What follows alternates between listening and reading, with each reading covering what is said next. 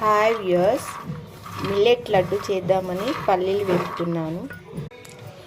Next అవిసె గింజలు దోరగా వేయించుకుంటున్నాను. అవిసెలతో పాటు రాగులు కూడా కలిపి వేయించుతున్నాను. వీటిని ఇలా చల్లార వరకు పక్కన పెట్టుకోవాలి.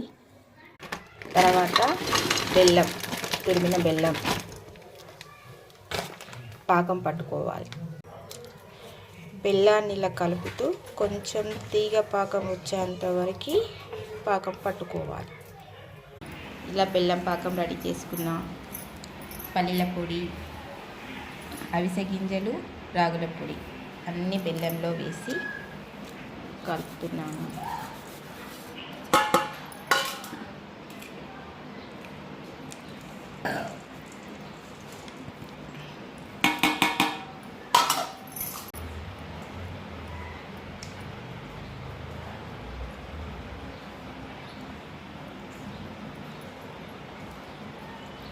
అంతా మొత్తం కలిసే వరకు, ముద్దలా అయ్యేంత వరకు కలపడం.